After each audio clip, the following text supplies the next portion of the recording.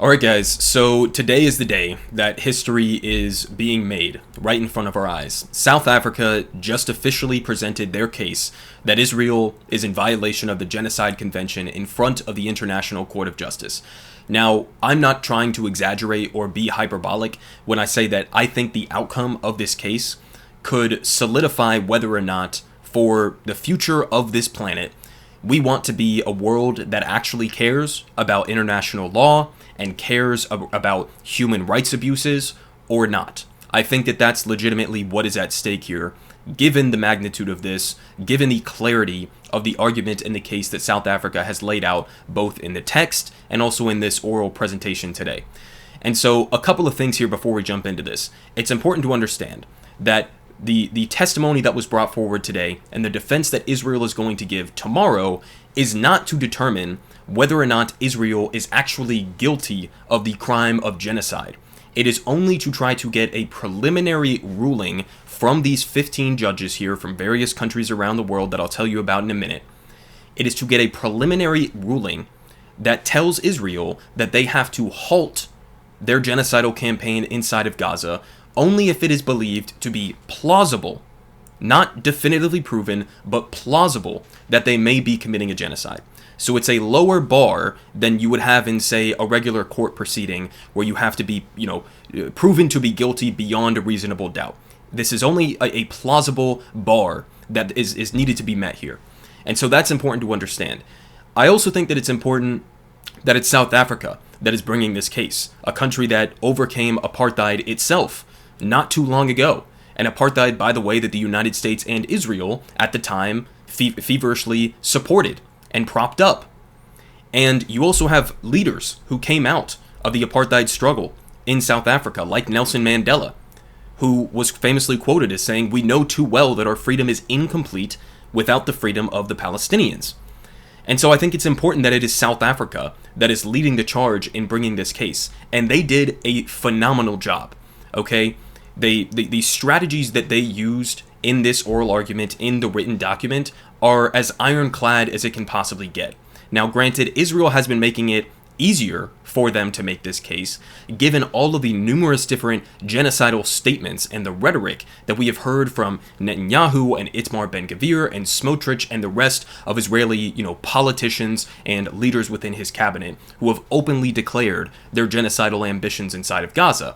They also then took some of those statements and didn't just read them out, but compared them to IDF troops on the ground in Gaza who were repeating some of the same language that was being used, like when Netanyahu said, "We need to treat the people of Gaza like Amalek," the historical sort of like biblical enemy of the Israelites, when they went in and they killed every innocent man, woman, children, ox, cattle, sheep, etc., right? So directly taking political statements that were made by high-ranking officials, including the prime minister, and comparing them to what soldiers are saying and doing on the ground as they are committing war crimes. So they use that strategy. They also went out of their way to not make this about graphic footage from on the ground in Gaza, which I think was a smart move because they're basically trying to make this as strictly following the case law and strictly following in accordance with previous examples where the ICJ has ruled against countries for violating the Genocide Convention and making direct comparisons legally to that and sticking only to the legal argument. Because it's also impactful that tomorrow Israel, in all likelihood, is going to try to use as much graphic footage as they possibly can from October 7th, for example, to try to make their case a much more emotional one. This one was very much more sticking to the facts. And so I think that was a very smart move by South Africa. They also, and I'll play the clip right after this point, they also used so many statements from the United Nations itself. Keep in mind, the ICJ is supposed to be the judicial body, the judicial representation of the United Nations. So by using UN statements and UN reports in their presentation, they're kind of putting these judges in a very difficult position if they want to rule in favor of Israel, because then you kind of have to disregard everything that all of these different UN agencies and reporters and members have brought forward over the last couple of months. And so I think it was a fantastic case that they put forward here. Let's go ahead and watch Adila Hassim, who was one of the initial lawyers who was presenting this case here. In the first 3 weeks alone, following 7 October, Israel deployed 6,000 bombs per week. At least 200 times it has deployed 2,000-pound bombs in southern areas of Palestine designated as safe. These bombs have also decimated the north, including refugee camps. 2,000-pound bombs are some of the biggest and most destructive bombs available. They are dropped by lethal fighter jets that are used to strike targets on the ground by one of the world's most resourced armies. Israel has killed an unparalleled and unprecedented number of civilians, with the full knowledge of how many civilian lives each bomb will take.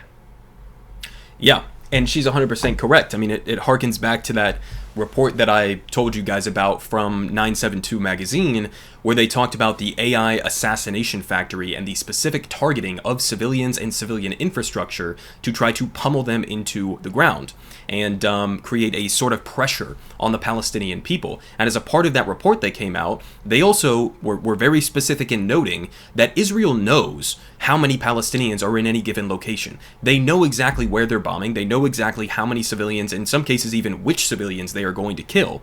And so this is all very calculated. It's also important, as she pointed out there, Israel is a very high-tech military.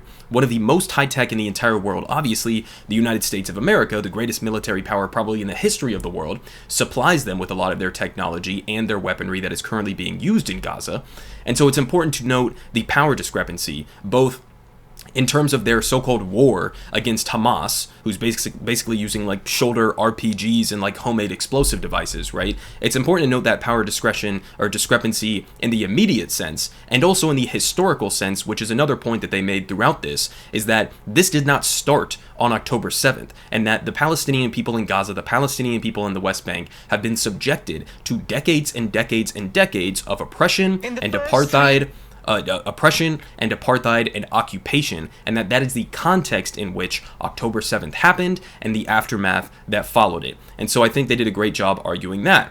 They also, again, say that South Africa makes its showing of genocidal intent from the repeated statements from senior Israeli officials repeated by troops on the ground and the massive death, destruction, and deprivation in Gaza that reflects the implementation of that intent. Something they were very intent on pointing out throughout their arguments here was how unprecedented so much of this offensive in Gaza has been. The speed, the scope, the ferocity of their offensive against predominantly civilians, upwards of over 90% civilians so far. I mean, the amount of hospitals that have been targeted, the amount of journalists that have been targeted. It is an unprecedentedly dangerous war, if you even want to call it that, for journalists, right? More journalists have been killed in the last few months in Gaza than in the entirety of all the wars around the world in 2022, according to some estimates that I found, right? And so it's unprecedented at that scale. I just read another report the other day from CNN, and they mentioned this in their case today as well, that 10 children in Gaza are losing limbs every single day, many of them being amputated without anesthesia because Israel will not allow in adequate medical supplies, right? And so all of this is totally unprecedented in the scale and the scope of the death and destruction of the civilian life and civilian infrastructure in Gaza, that it's really not even comparable to anything else that has happened in modern history.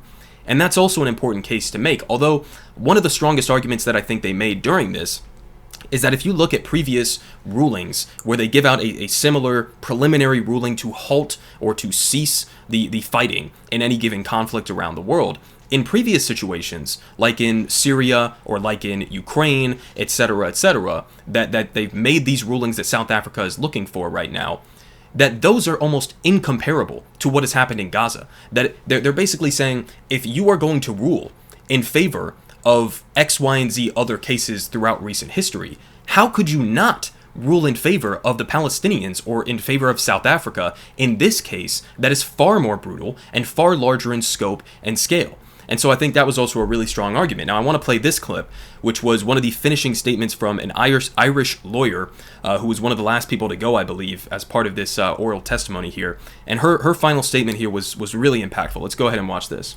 In conclusion, I share with you two photographs. The first is of a whiteboard at a hospital in northern Gaza, one of the many Palestinian hospitals targeted, besieged and bombed by Israel over the course of the past 3 brutal months. The whiteboard is wiped clean of no longer possible surgical cases, leaving only a handwritten message by a Médecins Sans Frontières doctor which reads, "We did what we could. Remember us." The second photograph is of the same whiteboard after an Israeli strike on the hospital on the 21st of November that killed the author of the message, Dr. Mahmoud Abu Nujayla, along with 2 of his colleagues. Just over a month later, in a powerful sermon delivered from a church in Bethlehem on Christmas Day, the same day Israel had killed 250 Palestinians, including at least 86 people, many from the same family, massacred in a single strike on Maghazi refugee camp. Palestinian pastor Munzar Ishaq addressed his congregation and the world, and he said, and I quote, "Gaza as we know it no longer exists. This is an annihilation. This is a genocide. We will rise. We will stand up again from the midst of destruction, as we have always done as Palestinians, though this is by far maybe the biggest blow we have received." But he said, "No apologies will be accepted after the genocide. What has been done has been done. I want you to look in the mirror and ask, where was I when Gaza was going through a genocide?" South Africa is here, before this court, in the Peace Palace. It has done what it could. It is doing what it can by initiating these proceedings, by seeking interim measures against itself as well as against Israel. South Africa now respectfully and humbly calls on this honourable court to do what is in its power to do, to indicate the provisional measures that are so urgently required to prevent further irreparable harm to the Palestinian people in Gaza, whose hopes, including for their very survival, are now vested in this court.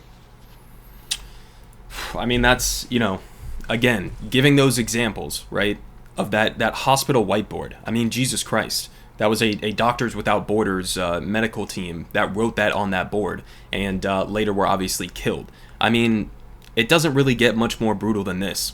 Some more information here that I wanted to show you guys is written by Ryan Grimm in terms of what happens next, and some more information on the countries that are involved in making the decision on whether or not South Africa will win this provisional ruling. They say a preliminary ruling to cease the assault, if it's made, would then raise the question of how it would be enforced and who would be willing to stand up to the United States to enforce it, which is, also an important and impressive part about the courage that it takes for a country like South Africa to do this. Because when you bring a case like this against a country like Israel, you're not just bringing this in the name of international law, you are also taking on the most powerful country on the face of the planet, the United States, that has the ability to impose consequences on you for daring to challenge our global hegemony or to mess with one of our geopolitical allies that we view as strategically important for us, vitally important for us, as the US government does. So it takes an incredible amount of moral courage to stand up and to do something like this and to create such a convincing case. They say it would also give new global legitimacy to the Yemeni blockade of shipping in the Red Sea, destined for or originating from Israeli ports. And that's another good point there, right? So obviously the United States government has basically been going tit for tat, ready to declare all-out war against the Houthis for their attacks on shipping vessels in the Red Sea. And the Yemeni blockade, as they've argued, is actually kind of following in accordance with international law, because you have a responsibility as other countries around the world, as members of the United Nations, to stop a genocide. Not just to not support a genocide as the United States is doing, and we may also be found to be complicit if this ruling is made against Israel, but you have a responsibility to stop the blockade, or to stop the genocide, to take action to stop the genocide. And creating a blockade of Israeli ports, obviously I don't support killing civilians, or killing, members of these shipping vessels, which I don't think has happened as far as I'm aware, but to blockade Israeli ports is entirely fair if a genocide is occurring. And so this would also bolster the argument for the Yemeni, blockade of Israel and their, attacks in the Red Sea. And in addition to that, the conversation around the Yemeni Houthis, right, and whether or not that this is valid what they're doing. I mean, they have openly said that The second that there is a ceasefire, the second that this war on Gaza ends, then the attacks on the shipping vessels will end. And so you have like the United States coming out, and they're ready to go to war with another country in the Middle East instead of just pushing Israel to actually do a ceasefire and to stop their genocidal campaign. They would rather get us into a broader war in the Middle East again in another disastrous way, and potentially have this even spiral out into a broader war with Hezbollah in Lebanon and with Iran and with proxies in Syria and Iraq. They would rather do that than apply slight pressure on Israel to stop massacring innocent men, women, and children. I mean, it tells you a lot about the myth that the United States government supports international law and human rights and all of that. It's utter bullshit, and it's being made, very clear in front of the entire world. And this will have consequences, even if this ruling is not made in favor of South Africa in this specific case. Already our actions in supporting Israel with absolutely no conditions whatsoever on the weapons we are giving them to conduct their genocidal campaign, that has already destroyed so much goodwill, if there even, was any or deservedly was any before. It has destroyed our image on the global stage, regardless of what US politicians do to try to justify it. But they say in the hours before the hearing, the number of countries backing the genocide charges exploded. In our hemisphere alone, in the Western Hemisphere, we had Brazil, Colombia, and Nicaragua. We also had Malaysia, Turkey, Brazil, the Maldives, Namibia, Jordan, Iran, Bangladesh, Algeria, Bahrain, Comoros, Djibouti, Egypt, Iraq, Jordan, Kuwait, Lebanon, Libya, Mauritania, Morocco, Oman, Qatar, Saudi Arabia, Somalia, Sudan, Syria, Tunisia, the UAE, and Yemen also joined. You'll notice that there are a lot of Arab countries, specifically including some Arab countries that the United States was trying to normalize relationships with Israel, right, over the last number of years. That's a pretty radical turnaround there, to go from on the border of like full normalization with Israel and ignoring the plight of the Palestinian people, and now you have these Arab countries joining in genocide charges against Israel. So that notion of creating normalization at this point has completely evaporated, right? They say many of these countries endorse charges through the Arab League, whose support is a body blow to the Abraham Accords under the Trump administration. They say South Africa needs to win over 8 of the 15 judges in the hearing case, and it's hard to imagine many of them supporting a charge of genocide. So these are the countries that are going to get to have influence on this. Now, as he points out down here, right, the makeup of these judges, right, these judges may be influenced by the domestic politics of their country, right, and in some cases they may not be as much as you may think. So it's really difficult to get a judgment here. It's not as if this is like literally the State Department or literally the Biden administration that gets to make this decision, but there's certainly going to be a lot of influence based on the politics of whatever country that these judges are coming from. You could see some sort of flips that you wouldn't expect, but here are the countries. The United States, I think that's a pretty definitive no. Russia and China, Norm Finkelstein has argued because, they could put themselves in jeopardy. Russia with their offensive into Ukraine, and then China with the Uyghurs. They could also vote against this just purely out of self-interest. You have France, which I think, I agree with Norm Finkelstein, basically being a 50-50. They've come out and said that they will abide by whatever the ruling is. Their country, their national representatives have said that they will abide by whatever the ICJ ruling is. That doesn't necessarily mean that the judge that they have that's represented here will vote in favor or against. Again, that's a toss-up. Australia, pretty definitive no. Brazil, I think will be a yes. Germany, almost certainly no. Then you have India, which honestly is hard to say. If I had to lean, I'd say no. Jamaica, again, hard to say, maybe no. Japan, probably a no. Lebanon, a yes. Morocco, probably a yes. Slovakia, probably a yes. Somalia, probably a yes. And then Uganda, probably a no. So if you do the count here, I mean, it really works out to like 6 or 7 countries that are likely to rule in favor of South Africa, just based on political calculations, right? We're not talking about the merits of the case. If you're just going by the merits of the case, it should be 15 out of 15 that vote in favor for this. Unfortunately, that's not the world we live in, and this decision is largely going to be made along political grounds, not along the actual facts of what is going on. And so, again, you could have some of these flip. You really only need like 1 or 2 of these countries to flip from what you would typically expect in order for them to win this judgment. So it's really hard to say. They say the U.S. judge, obviously, won't be easy to win over, but neither will the Russian, as their country faces charges for its invasion of Ukraine. And China, again, with their treatment of Uyghurs, may also tread lightly. China, however, is also poised to benefit geostrategically if the crisis can help displace American power in the Middle East. So again, China, that might also be a 50-50, right?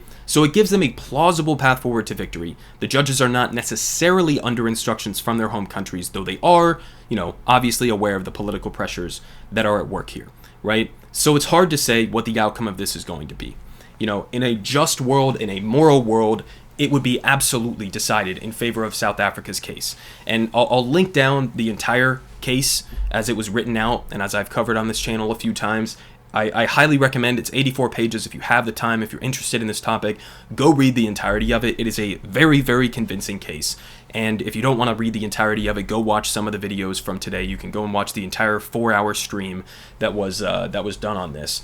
But I don't know how any reasonable person who is not being, partial to one side or the other could listen to the case that's being made and come out thinking that there is not a plausible case that Israel is committing a genocide. You really would only have to take their own statements throughout the conduct of their offensive. But we also had this, which was very interesting. So this came out yesterday from Benjamin Netanyahu, the Prime Minister of Israel, in English, importantly, meaning this is for a Western audience, not for a domestic audience in Israel. And this is basically what I view as Netanyahu sort of panicking the day before this case is being brought forward to the ICJ. And he says, I want to make a few points. Israel has no intention of permanently occupying Gaza or displacing its civilian population. Well, that's completely different than your own statements throughout recent months, as well as multiple statements from members of your coalition within your government. So here you have them basically backed into a corner almost and backpedaling as quickly as they possibly can. They say Israel is fighting Hamas terrorists, not the Palestinian population, and we are doing so in full compliance with international law. So, again, I think this is basically just trying to save face here. Now, this is genuinely embarrassing for Netanyahu in terms of how, he feels domestically inside of Israel, having to come out and say something like this. But I feel like he thinks he's under so much pressure and that he is potentially in danger right now with this ICJ case that he felt that he needed to come out and to make a statement like this. However, it doesn't change the reality of what has happened over the last couple of months. The idea, we're only fighting Hamas terrorists, really, but you've killed upwards of 90% innocent civilians, right? Over 11,000, 12,000 children at this point, right? You bombed schools and mosques and hospitals and churches and UN shelters and refugee camps. One of the biggest, this recent offensive into Gaza has been the single largest loss of life for UN workers in recent history, in any war in modern history, right? So with those facts, combined with the statements that you yourself have made, again, like the biblical reference to destroying Amalek, right, and comparing the Palestinian people to Amalek, with people like Isaac Herzog saying there are no innocent civilians inside of Gaza, right? With Itamar Ben-Gvir and Bezalel Smotrich saying not only are we going to take over Gaza and expel the population there, but we're going to, do settlements inside of Gaza, right? With other politicians coming out and saying we're doing a Nakba 2.0. We're doing the 2024-2023 Nakba. You cannot get around that reality, right? Even just the siege in and of itself, a total blockade that they said not a single drop of water, no fuel, no electricity, no medical supplies, nothing is getting in and out until we're done doing what we're doing, right? Even that is collective punishment. That is a crime against humanity. So, again, it seems like he's a little bit panicky here. I don't know how anybody could possibly take that kind of a statement there seriously from Netanyahu in terms of a reflection of reality.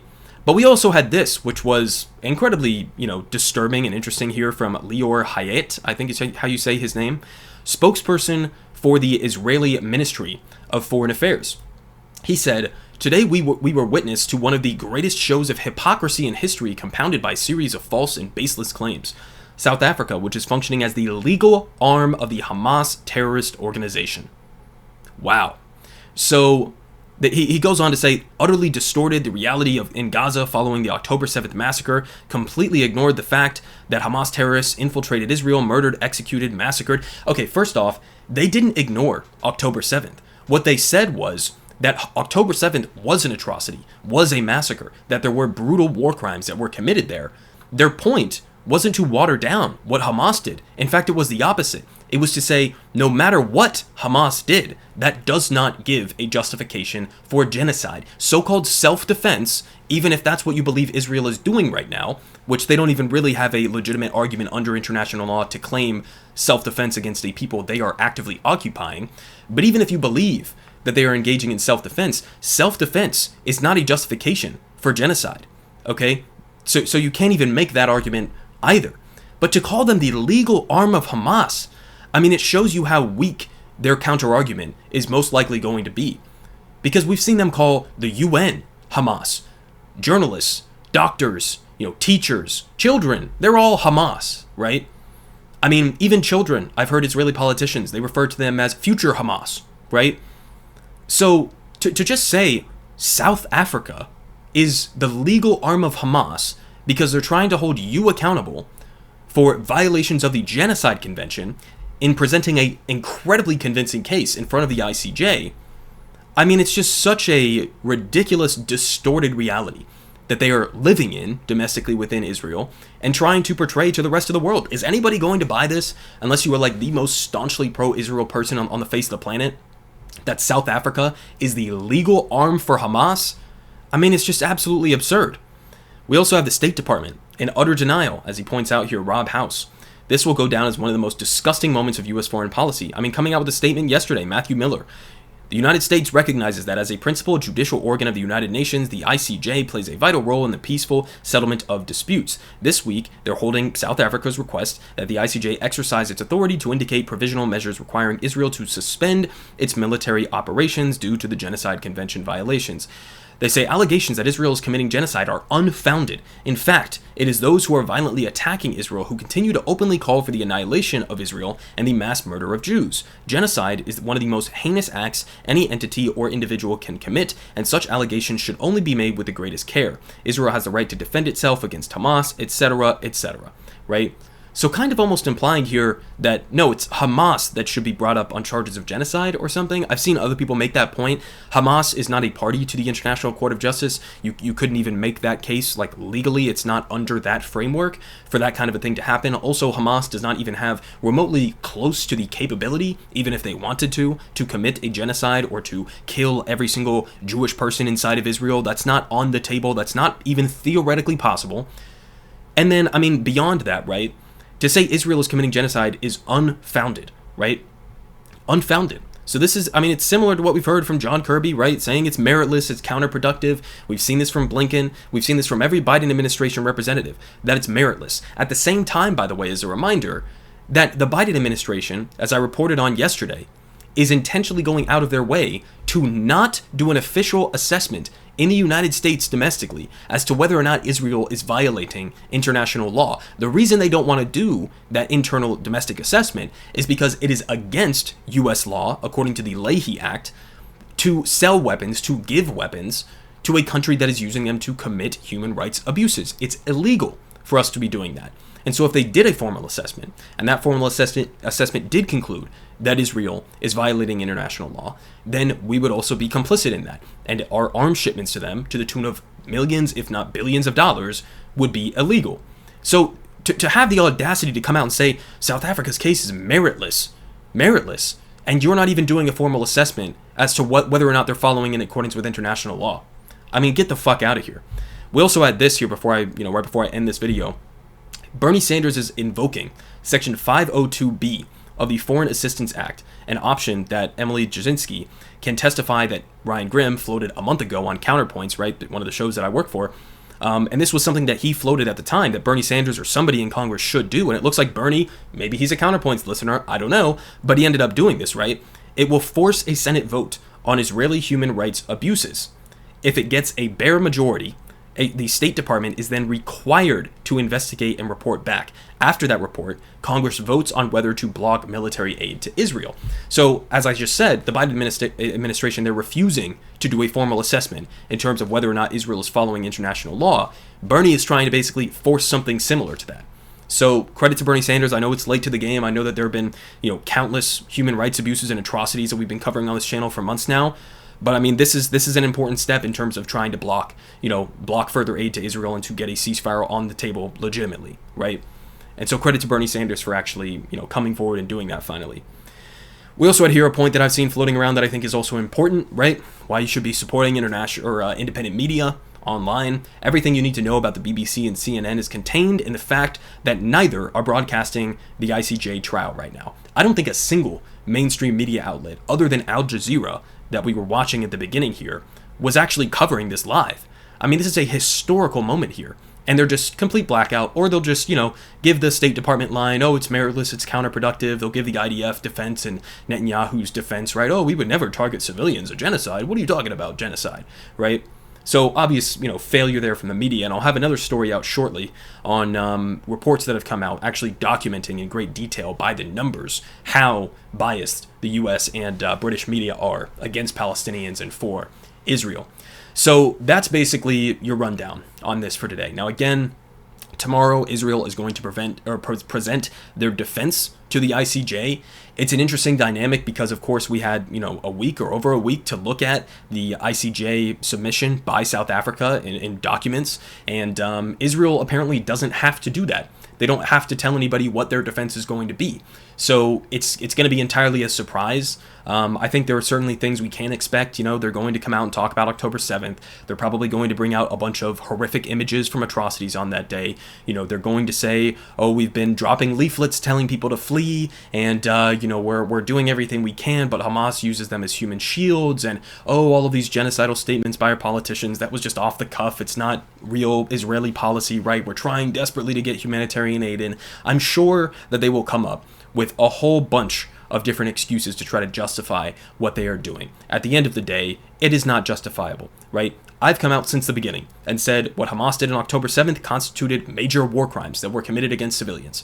That is true, and that can be true at the same time that in response to that, committing a genocide, doing a genocidal campaign against innocent civilians is not justifiable. That is a crime against humanity, and hopefully one that Israel is soon to be held accountable for.